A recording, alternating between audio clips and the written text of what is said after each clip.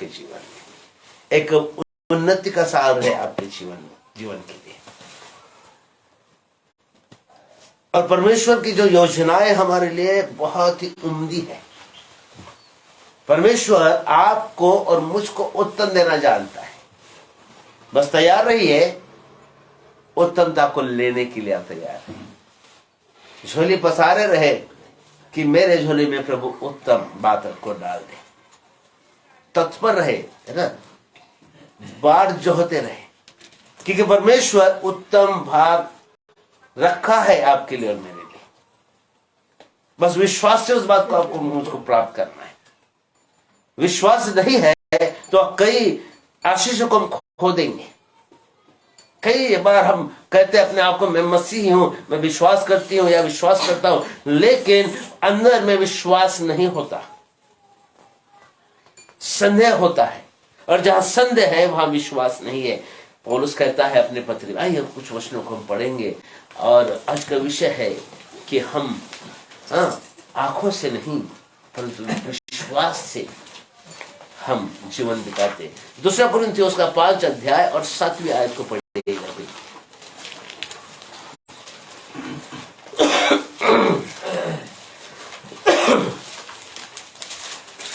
कारण आम्ही विश्वासाने चालतो, दृष्टीने चालत नाही। पौल अपनी मंडली से अर्थात कुरिन्थियों की मंडली को पत्र लिखता है और वो उन्हें जताता है, उन्हें उनके विश्वास को और उनके मनोबल को वो क्या करता है, बढ़ाता है। और वो कहता है कि यदि आप और मैं ने उद्धार को पाया है तो कहता है कि हम दृष्टि से नहीं, कोई हिंदी में पढ़ लीजिएगा, क्योंकि हम रूप को देखकर नहीं पर विश्वास से चलते हैं। हालेलुया, है ना। हम रूप को देखकर नहीं, हम आंखों से जो दिखता है उसके अनुसार नहीं चलते, हम विश्वास से चलते हैं। और विश्वास कैसा है, अनदेखा है, अनदेखी है ना। इब्रानियों उसका 11वां अध्याय 1 आयत क्या कहते देखिएगा कि हमारा विश्वास क्या है।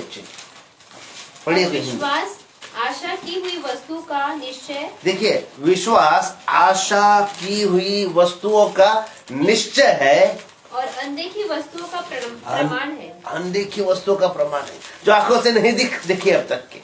आशा है ना। अनदेखी वस्तुओं का क्या है, प्रमाण है। विश्वास, मैं देख रहा हूं कि यहां पर घड़ी लगी हुई है, मैं विश्वास कर रहा हूं उसको विश्वास नहीं करेंगे, परंतु वह घड़ी उस दीवार पर घड़ी नहीं है, परंतु मैं विश्वास करता हूं और मेरी आशा है वहां पर मैं घड़ी को देख रहा हूं। वो विश्वास है, अनदेखी बातों का प्रमाण है और आशा की हुई वस्तुओं का निश्चय है। आशा की हुई वस्तुओं का निश्चय है, दृढ़ निश्चय है, जो अभी आंखों से नहीं दिख रहा है, मेरे आंखों के सामने नहीं है, परंतु आशा की ही वस्तुओं का वो निश्चय है और अनदेखी वस्तुओं का प्रमाण है, वो विश्वास है। और विश्वास बहुत जरूरी है। बिना विश्वास के हम परमेश्वर के राज में प्रवेश नहीं कर पाएंगे। प्रभु यीशु मसीह ने कहा, जब भी उसने किसी को चंगाई दी, उसने कहा, बेटी तेरे विश्वास ने तुझे चंगा किया है, बेटे तेरे विश्वास ने तुझे चंगा किया है, मेरे भाई तेरे विश्वास ने तुझे चंगा किया है।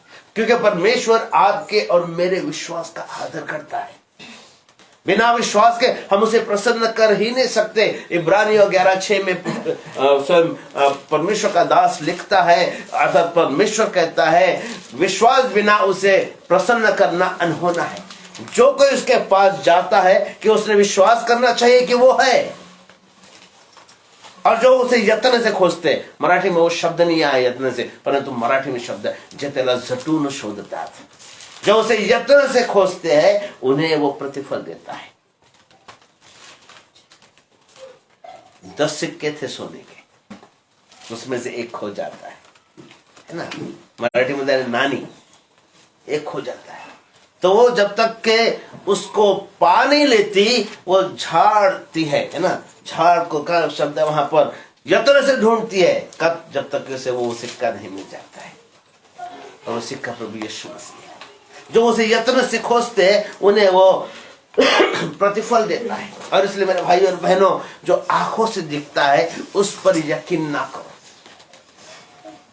जो शारीरिक व्यक्ति है वो शरीर की बातों के ओर चला जाता है। शारीरिक जो व्यक्ति है वो आत्मिक बातों को समझ नहीं सकता, परमेश्वर का वचन कहता है। जो आत्मिक है वो आत्मिक बातों को भली भांति जान लेता है, परंतु जो शारीरिक है वो आत्मिक बातों को समझ ही नहीं सकता। शारीरिक व्यक्ति शारीरिक बातों की ओर चित्त लगाता है और शारीरिक दशा में होकर शारीरिक बातों का वर्णन करता है, परंतु आत्मिक व्यक्ति आत्मा में भरकर आत्मा की भेद की बातों का वर्णन करता है, क्योंकि वह उन आत्मिक बातों को समझता है। और मैं आपको एक बात बताना चाहता हूं, शरीर का कोई मोल नहीं है परमेश्वर की दृष्टि में। यह नश्वर है हमारा शरीर, ध्यान में रखिएगा, हमारा शरीर नश्वर है और एक दिन यह नाश हो जाएगा, परंतु इस शरीर में जो आत्मा है वह बहुमूल्य है। उस आत्मा में प्रभु बसता है। उस आत्मा के भाव को परमेश्वर समझता है। आत्मा परमेश्वर की दृष्टि में बहुमूल्य। जिस दिन आप और मैं इस शरीर को छोड़ देंगे, शरीर जमीन में या मिट्टी में मिल जाएगा, परंतु आपके और मेरी आत्मा परमेश्वर के सिंहासन के सामने उपस्थित होगी। न्याय होगा, आत्मा का न्याय होगा, ध्यान में रखिएगा। शरीर तो नश्वर है, शरीर चला जाएगा, परंतु फिर लेकिन जब तक आत्मा हमारे शरीर में है तब तक यह शरीर परमेश्वर का मंदिर है। यह शरीर परमेश्वर का मंदिर है। और इसलिए वचन में लिखा है, पौलुस लिखता है कि क्या तुम नहीं जानते कि तुम्हारी देह पवित्र आत्मा का मंदिर है। मुझको एक बात बताइए, मनुष्य आत्मा से पाप करता है कि शरीर से पाप? शरीर से पाप करता है। लेकिन मैं आपको पहले बात बताना चाहता हूं, सर्वप्रथम आत्मा से करता है, शरीर से। बिल्कुल सही बोला बहन ने, शरीर से पाप करता है। लेकिन शरीर में जो आत्मा है वो पहले कलंकित होती है। जो मनुष्य की आत्मा के बारे में मैं बात कर रहा हूं, फिर वो एक्शन में आता है शारीरिक तौर पर, और फिर मनुष्य शरीर से पाप करता है। पहले उसके मन में वो बात आती है, उसके हृदय में वो बात आती है, उसके आत्मा में वो बात आती है, और तब वो जब आती है तब मनुष्य एक्शन में आता है, अर्थात शारीरिक तौर से फिर पाप करता है। और इसलिए आपको और मुझको बहुत ही सतर्क रहना है। जब आप और मैं आंखों से देखकर चलते हैं ना, रूप को देखकर चलते हैं ना, तब हम अपनी इच्छाओं को पूरा करते हैं, न कि परमेश्वर की। और स्वयं की इच्छा को जब हम पूरा करते हैं, हम पाप करते हैं, परमेश्वर के विरुद्ध में गुनाह करते हैं, परमेश्वर के उस अनुग्रह को हम तुच्छ करते हैं, पवित्र आत्मा के अनुग्रह को तुच्छ करते हैं, उसके लहू को तुच्छ करते हैं, क्योंकि हम आंखों से अर्थात शरीर की अभिलाषाओं से हम चल रहे हैं। और इसलिए वचन में लिखा है कि हम विश्वास से चलते हैं, रूप को देखकर नहीं। हम आंखों से दिखता है उस प्रकार से नहीं चलते। और जब भी आप और मैं आंखों से देखकर चलते हैं, परिस्थिति को देखकर चलते हैं, उस क्या कहेंगे, उस भावनाओं में हम चलते हैं, हम परमेश्वर के विरुद्ध में चल रहे हैं। बिल्कुल चल रहे परमेश्वर के विरुद्ध, क्योंकि शरीर आत्मा की बातों को नहीं समझता, वो शरीर की बातों कर हमको खींचता है। और इसलिए वचन में लिखा है कि तुम आत्मा में बलवंत बनो, आत्मा में बलवंत बनो, आत्मिक बातों में और उसके वरदानों में बढ़ते जाओ। क्यों कहता है पौलुस? क्योंकि आत्मा में और आत्मिक बातों में हम बढ़ेंगे, हम परमेश्वर के पुत्र के स्वभाव में बदलते जाएंगे। लेकिन शरीर में रहेंगे, शरीर पाप को उत्पन्न करता है। मैं आपको बताता हूं, शरीर में रहेंगे मतलब शरीर की इच्छा के अनुसार चलेंगे, जो आंखों से आपको दिखता है, जो सोच आपकी कहती है वह आप और मैं करेंगे, हम परमेश्वर के वचनों के विरोध में चलेंगे। वचन बहुत स्पष्ट कहता है, देखिएगा पहले कुरिन्थियों उसका 2 अध्याय और 14वीं आयत क्या कहती है? परंतु शारीरिक मनुष्य परमेश्वर की आत्मा की बातें ग्रहण नहीं करता, देखिए शारीरिक मनुष्य परमेश्वर के आत्मा की बातों को ग्रहण नहीं करता। क्योंकि वे उसकी दृष्टि में मूर्खता की बातें हैं और ना वह उसे जान सकता है, क्योंकि उनकी जांच आत्मिक रीति से होती है। यस, है ना। और 15वीं आयत भी पढ़ लीजिए। आत्मिक जन सब कुछ जांचता है, परंतु वह आप किसी को जांचा नहीं जाता, क्योंकि प्रभु का मन किसने जाना है कि उसे सिखाए, परंतु हम में मसीह का मन है। हमें तो मसीह का मन है, आम्हाला तर ख्रिस्ताचे मन आहे, आम्ही तर आत्मिक आहो। हम शारीरिक नहीं है, परंतु हम शारीरिक दशा में जरूर है, शरीर में जरूर रहते हैं, परंतु हम आत्मिक है। जो प्रभु यीशु से प्रेम करता है, परमेश्वर के अद्भुत बातों को वो जानता है, क्योंकि वो क्या है, आत्मिक है। आपको और मुझको आत्मिक बनने के लिए बुलाया है, और इसलिए शारीरिक बातों पर दृष्टि ना लगाए। यदि हम शारीरिक बातों पर दृष्टि लगाएंगे, हम पृथ्वी की बातों के और अपना चित्त लगाएंगे। परमेश्वर चाहता है कि हम विश्वास में बलवंत होते जाएं, विश्वास से हम हर एक कार्य करें, क्योंकि विश्वास यदि नहीं है तो आपकी और मेरी प्रार्थना व्यर्थ हो जाएगी, आपका और मेरा काम व्यर्थ हो जाएगा। क्योंकि परमेश्वर आपके विश्वास का सम्मान करता है। उस कनानी स्त्री को देखिएगा, उस कनानी स्त्री को कहता है मत्ती 15वें अध्याय में, वहां लिखा है कि वो कनानी स्त्री आती है और यीशु के पीछे हो लेती है और चिल्लाती है कि हे प्रभु, हे दाऊद के संतान, मुझ पर दया कर, मुझ पे दया कर। और यीशु ने उसको ऐसा दिखाया कि वो अनसुनी कर रहा है। शिष्य कहते हैं कि प्रभु, वो कब से हमारे पीछे चिल्ला रही है, पुकार रही है, उसे जाने दे प्रभु, उसकी दुआ को सुन ले, उसको तू उत्तर दे दे, उसकी प्रार्थना को सुनकर तो जो कुछ मांगे वो दे दे और उसे लौटा दे प्रभु। यीशु ने कहा, मनुष्य के पुत्र को यहूदियों के लिए भेजा है, मतलब परमेश्वर के घराने के लिए भेजा है, संसार के लिए नहीं भेजा है। फिर वो कहती है, उसके पैरों पर आकर गिरती है और कहती है, प्रभु फिर वो कहता है कि बालकों की रोटी लेकर क्या बच्चों को देना उचित है क्या, है ना? बालकों की रोटी लेकर कुत्तों को देना उचित है क्या? फिर वो कहती कि प्रभु तू सच कहता है, तू सच कहता है, ये उचित नहीं है, परंतु जो मेज से चूरा गिर जाता है वो तो कुत्ते खाते हैं। मेज से जो चूरा गिरता है वो तो कुत्ते खाते हैं प्रभु। यीशु ने कहा, बेटी तेरा विश्वास बड़ा है, जा जो तू चाहती वो तेरे संग हो जाए। और उसी समय उसकी बेटी चंगी हो गई, जो दुष्ट आत्माओं से पीड़ित थी। मैं आपको एक बात बताना चाहता हूं, आपका विश्वास बहुत ही बहुमूल्य है और आपके विश्वास का सम्मान परमेश्वर करता है। आपके विश्वास का सम्मान यीशु करता है, और उस स्त्री के विश्वास का सम्मान यीशु ने किया। उत्तर उसके झोली में आया। यूहन्ना ने लिखा, यदि तुम्हारा विश्वास राई के दाने की इतना हो तो तुम इस पहाड़ से कहोगे कि उखड़कर समुद्र में गिर जा, तो वो तुम्हारे लिए हो जाएगा। राई के दाने की इतना, ये नहीं बोला कि पहाड़ नहीं, क्या बोलते हैं वो, कद्दू के समान बड़ा विश्वास नहीं बोला, राई के दाने का विश्वास। कई बार वो भी आप में और मुझ में नहीं होता, पल पल में शक करते हैं, संदेह करते हैं, पर प्रभु के ओर जाने के बजाय संसार के ओर, संसार के बलवानों के ओर हम जाते हैं, राजाओं के ओर जाते हैं, अधिकारियों के ओर भरोसा रखते हैं। वचन लिखता है, भजन संहिता 118 9 और 10 में लिखता है कि मनुष्य पे भरोसा रखने से उत्तम है कि अपने परमेश्वर की शरण लेना।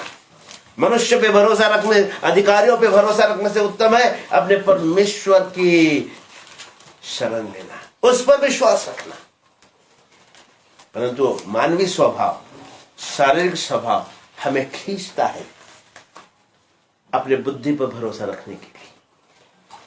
मानवीय स्वभाव या शारीरिक स्वभाव जो आप में और मुझ में है, भले हमने उद्धार को पाया है, जब तक आप और मैं जीवित है, यह स्वभाव नित्य हमारे अंदर रहेगा। कौन सा? शारीरिक स्वभाव जो आदम से आता है, आदम से आता है।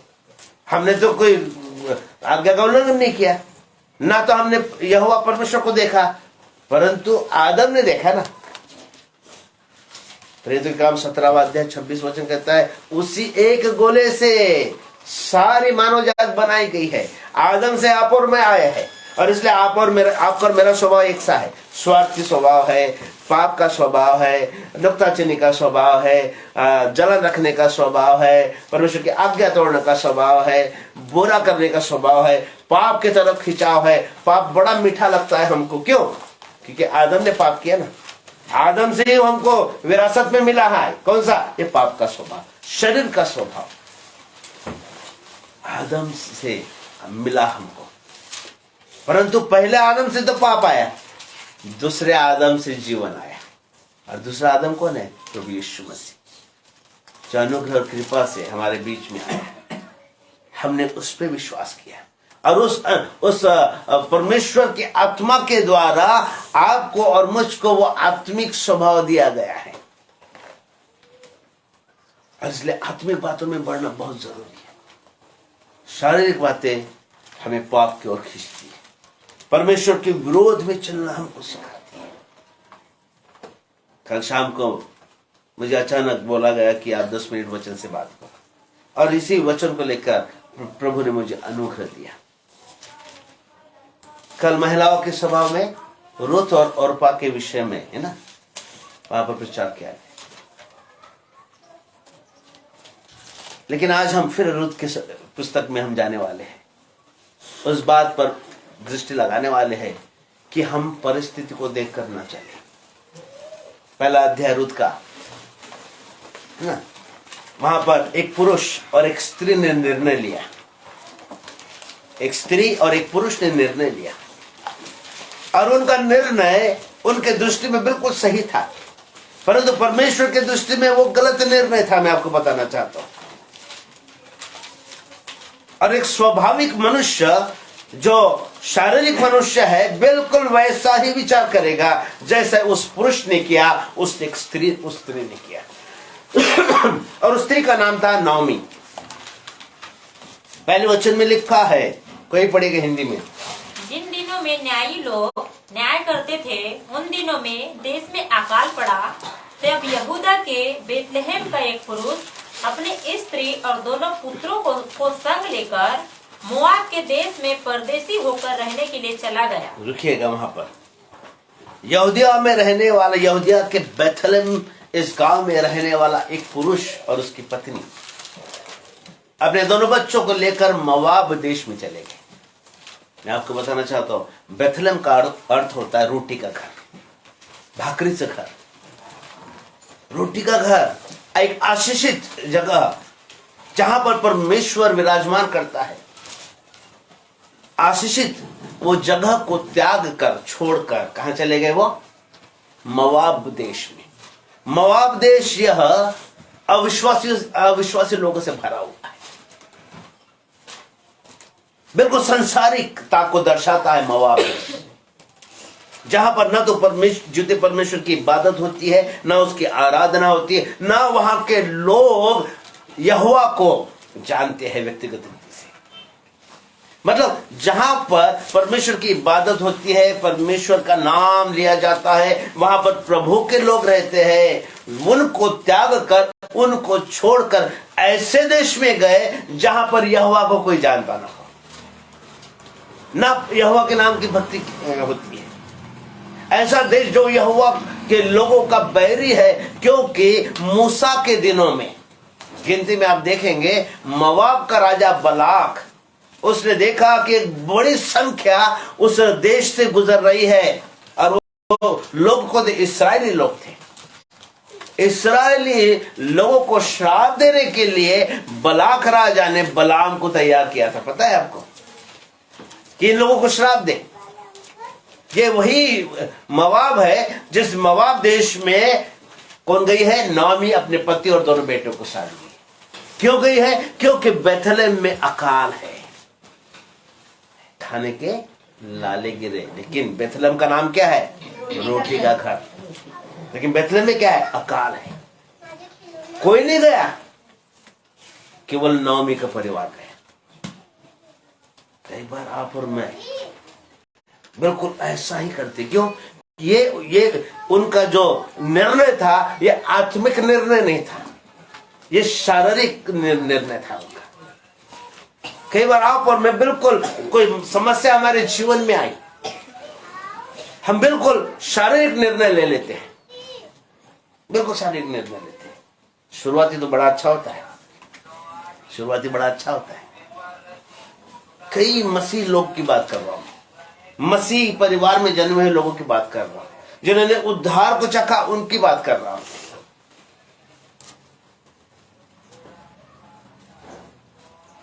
क्योंकि वह उस समय शारीरिक दशा में होते। जिस दिन आपने उद्धार पाया और आज का दिन मिलाकर देखो, वो प्रेम, वो विश्वास वैसा ही है क्या जिस दिन पहले दिन आपने प्रभु को अपना मुक्तिदाता ग्रहण किया था? जो आपके अंदर में भक्ति का भाव था, जो प्रेम था, जो खिंचाव था, जो समर्पण था, आज भी वैसा ही है क्या? यदि आप मिलाओगे ना तो कहीं ना कहीं 19-20 दिखेगा आपको। अपने जीवन के, खुद के जीवन की बात कर रहा हूं मैं, दूसरे को मत देखो कितना बड़ा तिनका उसके आंखों में, अपने आंखों में देख कितना बड़ा लट्ठा है ना? फिर आपके समझ में आएगा कि नहीं, वो विश्वास में कुछ कमी आई है, वो प्रेम में कुछ कमी आई है, उस समर्पण में कुछ कमी आई है, मेरा विश्वास नीचे गिर गया है, मेरा समर्पण वैसा नहीं रहा है, मेरा प्रेम ठंडा सा गया। आप जरूर देखोगे आपके जीवन में। यदि आपका प्रेम बड़ा है तो बहुत अच्छी बात है, लेकिन कई बार हम बढ़ने के बजाय घटते चले जाते हैं, घटते चले जाते हैं।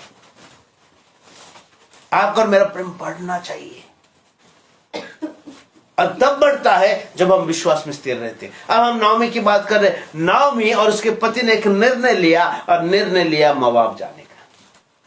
वहां जाकर 10 साल रहे। वहां पर 10 साल में उनको रोटी मिली, उनको रहने के लिए घर मिला, उनकी जरूरतें पूरी हुई, लेकिन एक बात नहीं मिली। हाँ? परमेश्वर की भक्ति, परिवार भी नहीं, खो चुके थे ना। हाँ, नहीं, लेकिन जब तक परमेश्वर की भक्ति भी नहीं। जी हाँ, एक बात नहीं मिली, और वो थी संत गणों की संगति नहीं मिली। परमेश्वर का वहां मंदिर नहीं होने से, है ना, परमेश्वर की इबादत करने का स्थान नहीं मिला, परमेश्वर के लोगों की संगति नहीं मिली। और 10 साल उनको शारीरिक रोटी जरूर मिली उनको, लेकिन 10 साल के बाद पति मर गया, दोनों बेटे मर गए, दोनों बहुएं विधवा हो गई, और बहुओं का नाम था रुत और ओरपा, है ना, अर्पा। नाओमी कहती कि मैं भरी पूरी आई थी, मैं भरी पूरी आई थी, अब मैं क्या हो चुकी हूं? कंगाल हो चुकी हूं, खाली हो चुकी हूं। यहां पर वो कहता है, वो कहती है कि मैं भरी पूरी आई थी। कब समझ में आ रही उसको? जब उसने सब कुछ खो दिया। हमारे भी तभी समझ में आती है जब तक हमारी जरूरतें पूरी होती है ना, जब तक हमें समझ में नहीं आता कि हमने भक्ति का स्थान छोड़ दिया है, हमने रोटी का घर हमने त्याग दिया है, हमने परमेश्वर की जो उपस्थिति है उसको हमने गवा दिया है, नहीं समझ में आता है। तब समझ में आता है जब हम सब कुछ खो चुके हैं। उसका जो निर्णय था उसके दृष्टि में जरूर सही था, और उसने परमेश्वर का धन्यवाद भी किया होगा जब उसने मोआब में रहना आरंभ किया और उसकी सारी जरूरतें पूरी हुई, उसके मर्जी के अनुसार सब कुछ ठीक चल रहा था। लेकिन वो निर्णय शारीरिक था, और देखिए गलत निर्णय था। उसने अपना सब कुछ खो दिया कुछ दिनों के, 10 साल के पश्चात। और इसलिए जब भी आप निर्णय लेते हैं अपने जीवन में थोड़ा रुक कर सोचिए, प्रार्थना कीजिए कि मेरा निर्णय शारीरिक है कि आत्मिक है, परमेश्वर की ओर से कि मेरे बुद्धि की ओर से। क्योंकि वचन में लिखा है, नीति वचन 3 अध्याय 5वें वचन में लिखा है, अपने बुद्धि का सहारा न लेना, अपने बुद्धि पर विश्वास न करना, वरन अपने संपूर्ण मन से यहोवा पे भरोसा रखना, तब वो तेरे लिए सीधा मार्ग निकालेगा। कई बार अब हम हमारे बुद्धि पर भरोसा रखते हैं, हमारे ज्ञान पर, अपने समझ पर भरोसा रखते हैं, अपनी योजनाओं पे भरोसा रखते हैं, और सब कुछ खो देते हैं, सब कुछ खो देते हैं। उसे बेथलेहम से महत्वपूर्ण क्या लगी उसको? रोटी लगी उसको। क्या परमेश्वर उसकी जरूरत को पूरा नहीं कर सकता? वैसे उदाहरण दूसरा एसाव का है। एसाव ने एक वक्त के भोजन के लिए अपना पहलौठापन खो दिया, बेच दिया। रोटी उसको बहुत ही महत्वपूर्ण लगी। क्या परमेश्वर उसकी जरूरत को पूरा नहीं कर सकता था? लेकिन नहीं, उसने एक वक्त के भोजन के लिए सब कुछ गवा दिया। परमेश्वर की उपस्थिति छोड़कर संसारिक बातों से प्रेम किया,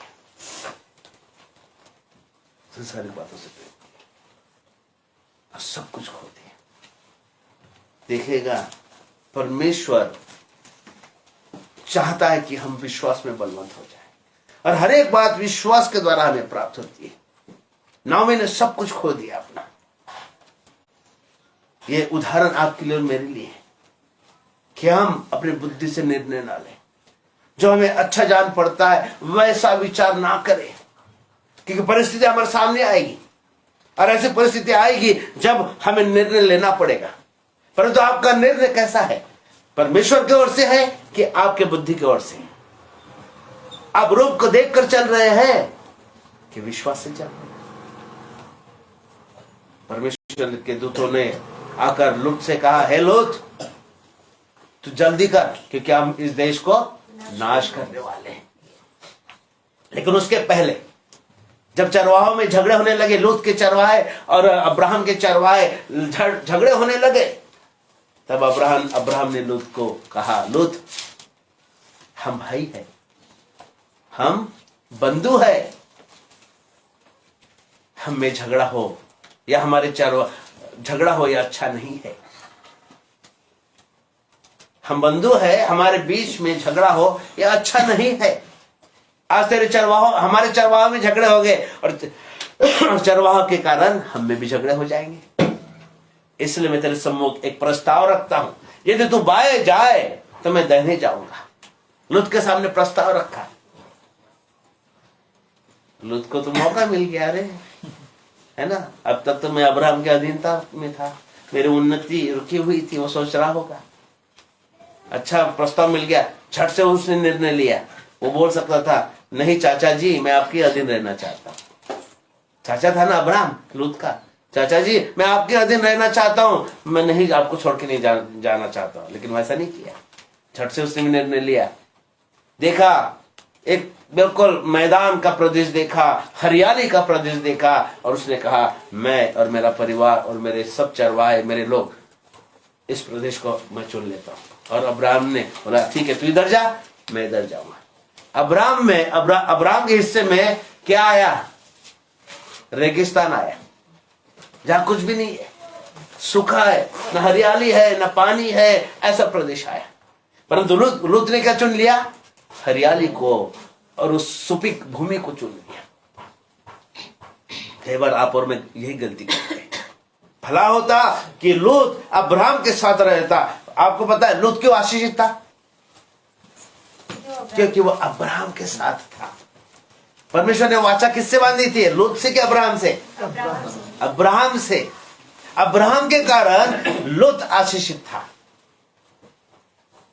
इस बात को अब ध्यान में रखिएगा। कई बार हमको लगता है कि हमारे कारण है। नहीं, हमारे कारण नहीं। हम जिसके छत्र छाया में, उसके कारण हम हैं।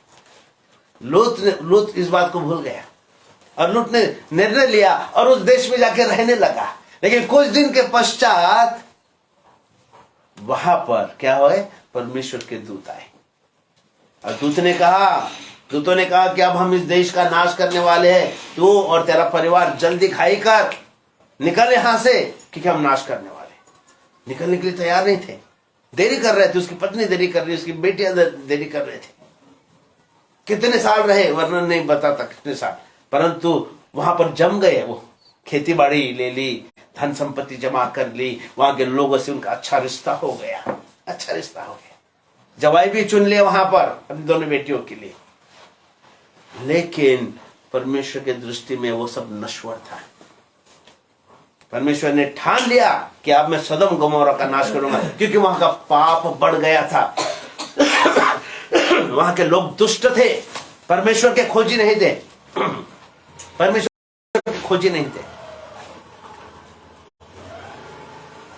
जब आप और मैं शारीरिक निर्णय लेते हैं ना, यही हमारे साथ होता है। जो नोमी के साथ हुआ, जो लूत के साथ हुआ। निकाला दूतों ने बाहर, भाग बोले, पीछे पलट के मत देखना। दौड़ते दौड़ सब चला गया उसका। ऊंट चले गए, गाय बैल चले गए, गधे घोड़े चले गए, धन संपत्ति, सोना चांदी, घर बार, खेती सब चला गया, और अपने प्राणों को बचा सका केवल 2 बेटी और लूत। पत्नी भी चली गई पीछे पलट कर देखने के लिए, नमक का खंबा बन गया। लेकिन अब्राहम आशीषित होता चला गया। रेगिस्तान में भी है ना, उस परमेश्वर ने उसके लिए नदियां बहाई और वो संपन्न होता गया, क्योंकि अब्राहम ने विश्वास से कदम बढ़ाया। परंतु लूत ने अपनी आंखों से उसने निर्णय लिया, रूप को देखकर, जैसे परिस्थिति उसके अनुसार उसने निर्णय लिया, और सब कुछ गवा बैठा। नौमी ने सब कुछ गवा बैठा। दोनों बहुएं विधवा हो गई। फिर एक प्रश्न वहां पर खड़ा हुआ।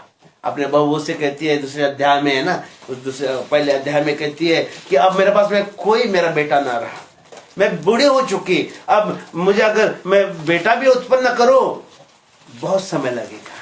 हे मेरे बेटियों, तुम अपने मायके में चली जाओ, अपने माहिरी परत जा और अपने शादी ब्याह कर लो, और अपने शादी ब्याह करके अपने पति के साथ में रहो और आनंद से रहो, कहने लगी। पहली बार कही दोनों बहुएं के हम नहीं जाएंगे, लेकिन फिर दोबारा वो कहती है, कुछ दिनों के बाद कहती है, तो वहां लिखा है 9वीं आयत में, हाँ 9वीं आयत में पहली बार कहती है कि अपने लोगों की तरफ चले जाओ, हाँ अपने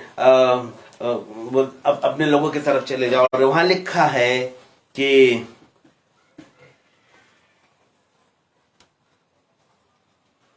है ना, अपने पति के घर में विश्राम पाओ।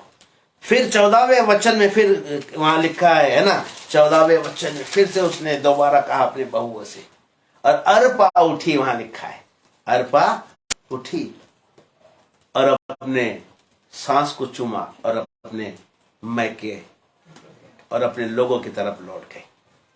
क्या अर्पा ने परमेश्वर का नाम नहीं सुना था? जब वो अपने परिवार के साथ रहती थी, क्या वो यहोवा से प्रार्थना नहीं करती होगी? करती होगी ना, क्योंकि नौमी का पति, दोनों बेटे यहोवा के भक्त थे, और वो यहोवा की भक्ति क्या करते थे? यहोवा के वचन के अनुसार चला करते थे। भले ही वो मवाब में रहते होंगे, लेकिन यहूदी थे, यहोवा के वो स्मरण करने वाले थे।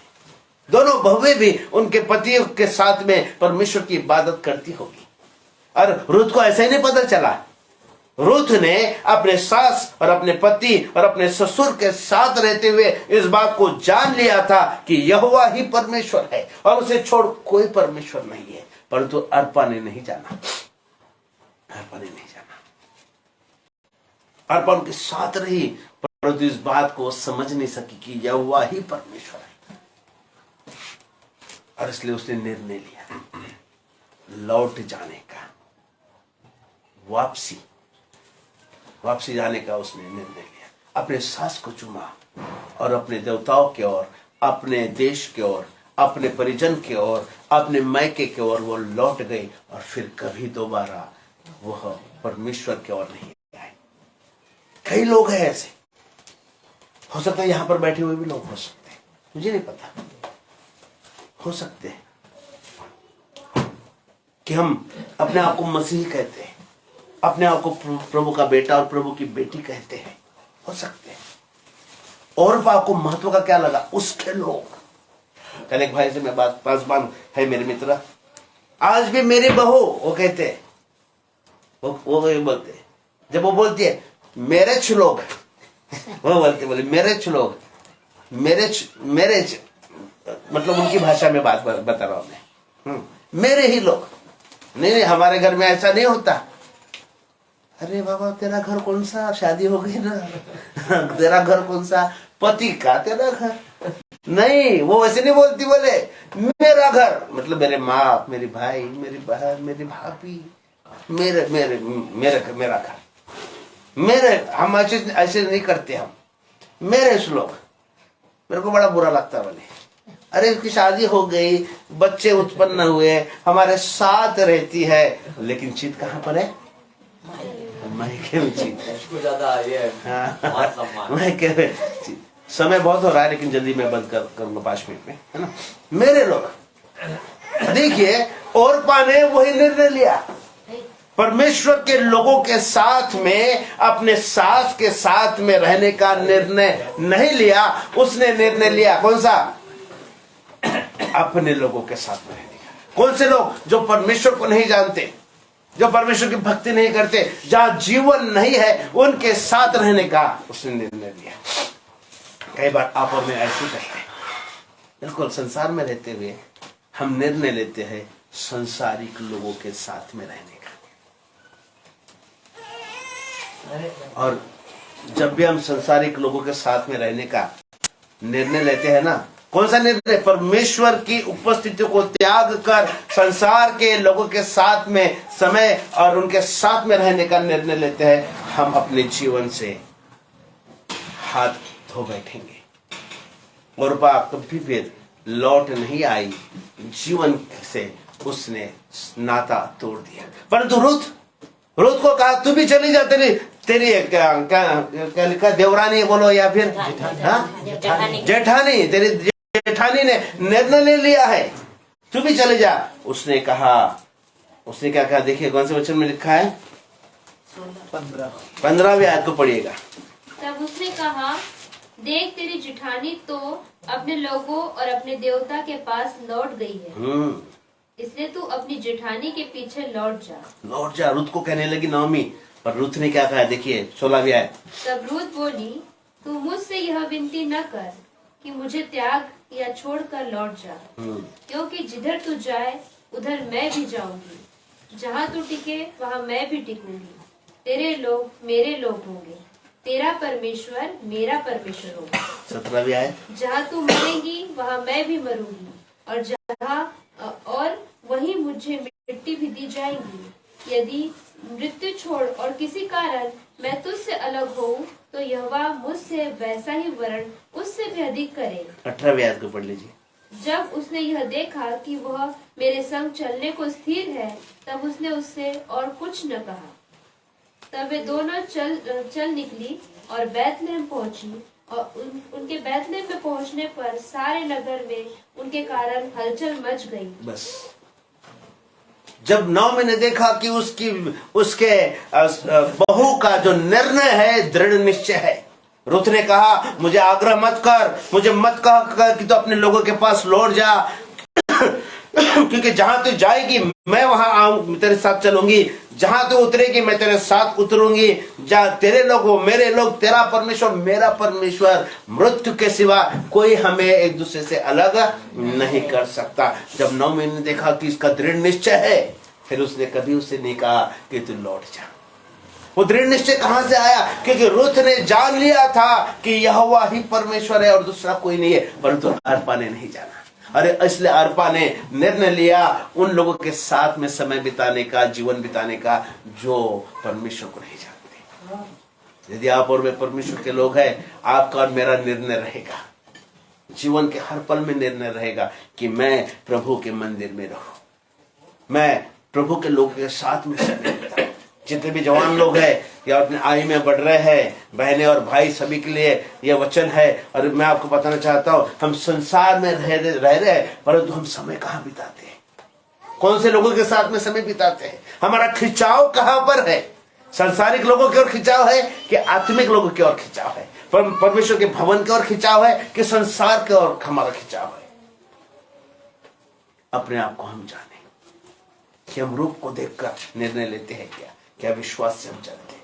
नौमी ने परिस्थिति को देखकर निर्णय लिया बैतलहम छोड़कर मोआब जाने का, और सब कुछ गवा बैठी। लूत ने निर्णय लिया, उस सारे आशीष को देखा, उस हरियाली को देखा, और निर्णय लिया सदोम में रहने का। कुछ दिन तो बड़े आनंद में बिताए, परंतु उसने सब कुछ खो दिया। अब्राहम ने निर्णय लिया परमेश्वर के साथ में चलने का, वीरान देश के ओर अपना कदम बढ़ाया, उस रेगिस्तान के ओर उसने अपना कदम बढ़ाया। परंतु विश्वास से बड़ा है। मैं आपको बताना चाहता हूं, परमेश्वर ने उसे बहुतायत से आशीषित किया, बहुतायत से आशीषित किया। रूथ ने अपना कदम बढ़ाया। कोई उसके पास में आशा नहीं थी, या ऐसा कहूंगा कोई उसके पास में प्लानिंग नहीं थी कि मैं वहां जाऊंगी, बाप से मिलूंगी या उससे शादी करूंगी, बड़ा धनवान है और मैं यीशु के कुल में जुड़ जाऊंगी। कोई योजना नहीं थी उसके पास में, कोई स्वार्थ भी नहीं था उसके पास में। रूथ के पास में एक ही था कि मैं अपने सास के साथ जाऊंगी, क्योंकि मेरी सास परमेश्वर का भय रखने वाली स्त्री है, यहोवा के उपासक है, और मैंने जान लिया है कि यहोवा ही सच्चा परमेश्वर है। उसने निर्णय लिया, बिना स्वार्थ के, बिना कोई योजना से उसने निर्णय लिया, और वो अपने साथ के साथ चल बैठी। जब आप और मैं निस्वार्थ होकर केवल परमेश्वर के महिमा के लिए अपना कदम बढ़ाते हैं, विश्वास का कदम बढ़ाते हैं, परमेश्वर आपके विश्वास का आदर करता है, आपके विश्वास का आदर करता है। और देखिए, रूथ जो मोआबिन थी, जो यहूदी नहीं थी, वो जोड़ी गई यीशु मसीह के कुल में जोड़ी गई। यीशु मसीह जिस वंश से आने वाला था, यहूदा वंश, उस वंश में वो जोड़ी गई। उसके बवास से शादी हुई, बवास से ओबद्या आया, ओबद्या से ईशाया आया, और ईशाया से दाऊद आया, और दाऊद के कुल में कौन आया? प्रभु यीशु मसीह आया। कितना बड़ा सम्मान उस मोआबी स्त्री को दिया, रुत को दिया, क्योंकि रुत ने अपने जीवन में निर्णय लिया था, विश्वास से निर्णय लिया था कि मैं मरूंगी तो अपने सास के साथ मरूंगी। उसका परमेश्वर मेरा परमेश्वर, उसके लोग वो मेरे लोग, उसका देश वो मेरा देश। जहां वो जाएंगी मैं वहां जाऊंगी, जहां वो ठहरेगी वहां मैं ठहरूंगी। मृत्यु के सिवा कोई हम एक दूसरे, मृत्यु के बिना कोई हमें जुदा नहीं कर पाएगा। आज आपका निर्णय कैसा है? आप कौन से लोगों के साथ में समय बिताते? आप कौन है? पहली बात तो उस बात को आप जानिए। संसारिक लोग हैं, संसार की ओर जाएंगे। आत्मिक लोग हैं, यीशु के लहू के खरीदे हुए लोग हैं, आप विश्वास में स्थिर रहेंगे, आप विश्वास से कदम बढ़ाएंगे, और परमेश्वर आपके विश्वास का आदर अवश्य करेगा। अभी प्रतिफल नहीं दिख रहा है, हो सकता है अभी विरोध हो, अभी कमी घटी हो। जब रूथ ने निर्णय लिया अपने सास के साथ जाने का, क्या था? कुछ नहीं था, कोई उसको आशीष नहीं दिख रही थी, लेकिन निर्णय लिया। आज वो आए, बैतलहम में आए, परमेश्वर ने उन्हें आशीष दी, बहुतायत से आशीष दी। हो सकता है कि अभी आपको कोई आशीष नहीं दिख रही है, कोई आपको उज्जवल भविष्य नहीं दिख रहा है, ना आपको ऐसा दिख रहा है कि कुछ भी नहीं है, परंतु यदि आप विश्वास से कदम बढ़ाएंगे, प्रभु आपको आशीषित करेगा। परंतु यदि ओर्पा के समान करोगे, प्रभु के लोगों से बढ़कर, प्रभु की भक्ति से बढ़कर, प्रभु के स्थान से बढ़कर, संसार के लोगों की ओर आप चित्त लगाओगे, अपने मैके के लोगों की ओर चित्त लगाओ। मैके के लोग मतलब जो अविश्वासी लोग हैं, उनके ऊपर चित्त लगाओगे, उनके साथ समय बिताने का निर्णय लोगे, तो उसका भी प्रतिफल आपको मिलेगा। जो अर्पा को मिला, जो लूत को मिला, जो नौमी को मिला, परंतु विश्वास का कदम, विश्वास से जब आप चलना आरंभ करोगे, प्रभु आपको आशीष देगा। और अब्राहम ने जब विश्वास का कदम बढ़ाया, परमेश्वर ने उस विश्वास का आदर करते हुए उसे राष्ट्रों का पिता बनाया, उसे आशीषित किया, उसको धनवान बनाया, उसको मित्र बनाया। क्या आज आप परमेश्वर की वाणी को सुनोगे? क्या आज आप विश्वास के अनुसार चलना आरंभ करोगे? 2022 बीत गया, कई गलतियां की हमने, परमेश्वर के वचनों से बढ़कर, परमेश्वर के भक्ति से बढ़कर अपनी बातों को हमने महत्व दिया, अपने सोच को महत्व दिया। मुझे क्या अच्छा लगता है वो हमने किया, परमेश्वर को क्या अच्छा लगता है हमने नहीं सोचा। परंतु प्रभु ने मौका दिया है, 2023 में आपको मुझको जीवित रखा है, एक मौका दिया है कि हम पश्चाताप करें उन बातों से जो हमने की। एक निर्णय ले अपने जीवन में परमेश्वर को प्रसन्न करने का, परमेश्वर के मार्ग पर चलने का, आत्मिक बातों में बढ़ने का एक मौका आपको मुझको दिया है। और मैं आपको बताना चाहता हूं, मौके बार बार नहीं आते, इसलिए कोई भी यहां बैठा हुआ व्यक्ति वचन को हल्काई से ना ले। या परमेश्वर के वचन को या परमेश्वर के अनुग्रह हाल का ऐसी बात। ऐसा ना समझो कल का दिन बीता आज का भी बीत जाएगा, मत सोचिएगा। कल का दिन क्या प्रसव करेगा हमको नहीं पता, परंतु मौका आज है, मौका अब है। अभी हम परमेश्वर के सम्मुख अपने पापों को मान ले और छोड़ दे और एक निर्णय ले प्रभु के साथ चलने का, जैसा रूथ ने निर्णय लिया अपने सास के साथ चलने का, और उसके लिए वो आशीष का कारण। परमेश्वर आपके और मेरे विश्वास का सम्मान करता है।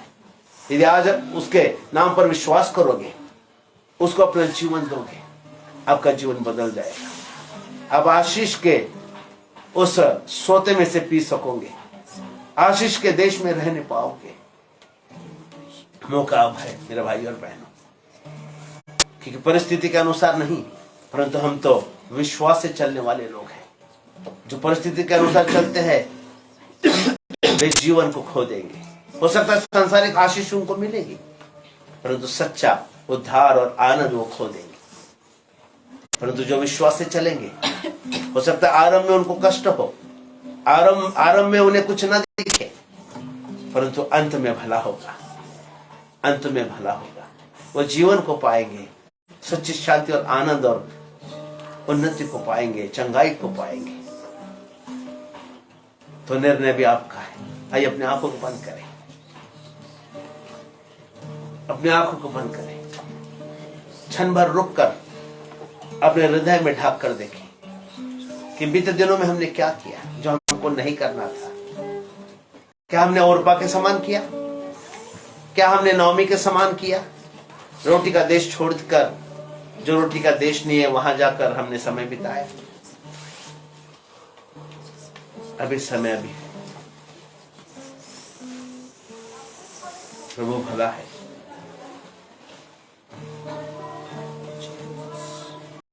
यीशु के पीछे मैं चलने लगा, यीशु के पीछे मैं चलने लगा, यीशु के पीछे मैं चलने लगा। ना लौटूंगा, ना लौटूंगा, ना लौटूंगा, ना लौटूंगा। संसार को छोड़कर, सलीब को लेकर, संसार को छोड़कर, सलीब को लेकर, संसार को छोड़कर, सलीब को लेकर, ना लौटूंगा, ना लौटूंगा, ना लौटूंगा, ना लौटूंगा। भाई और बहनों, संसार को छोड़कर सलीब के पीछे, सलीब को लेकर यीशु के पीछे चलने का निर्णय आपके लिए जीवनदायी होगा। प्यारे खुदावन, तू सच्चा है, और जो तेरे पीछे हो लेते हैं वे कभी खाली हाथ नहीं लौटेंगे, वे तो जीवन के भागी हो जाएंगे। प्रभु, हमारे जीवन में कई बार हमने परिस्थिति को देखकर निर्णय लिया, जैसा आंखों को दिखता है वैसा हमने किया, परंतु प्रभु हमने तेरे आत्मा के अगुवाई को खो दिया, तेरा अभिषेक को खो दिया प्रभु, तेरे ओर से आने वाले जीवन की बातों को खो दिया। प्रभु, आज हम तेरे सम्मुख अपने पापों को मान लेते हैं, हमें क्षमा कर प्रभु। तेरे सम्मुख पछताव करते हैं प्रभु कि हमने तुझे दुखाया। हाँ प्रभु, तुझे दुखित किया प्रभु हमने, हमें क्षमा कर। एक मौका दे हमें आज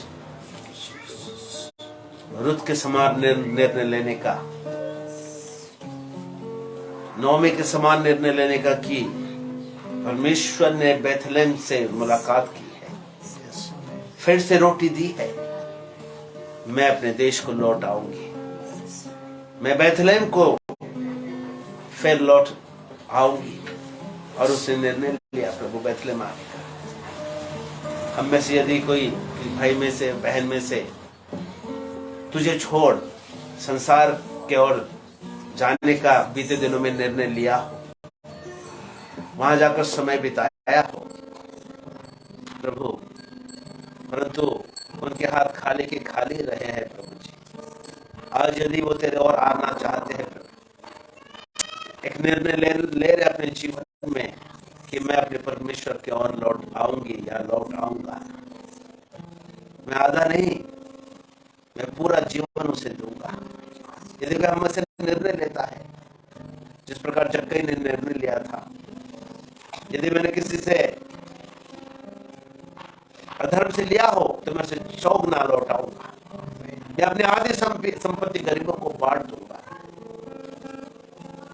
इस प्रकार का निर्णय यदि किसी भाई बहन ने लिया हो तेरे और आने का, जिस प्रकार तूने जक्कई के विषय में कहा था प्रभु, आज इस घर में सच्चा उद्धार आया, क्योंकि जक्कई बदल गया, पूर्ण बदल गया, पुरानी बातें उसके जीवन में नहीं रही। आज हम में से कोई भाई या बहन ऐसा निर्णय लेती है तेरे साथ चलने का, तेरे और आने का, अपना जीवन तेरे हाथों में देने का निर्णय लेता है या लेती है प्रभु, उसका अंगीकार कर दे, उसका जीवन बदल दे, फिर वो एक नई सृष्टि होगा, एक नई सृष्टि होगी।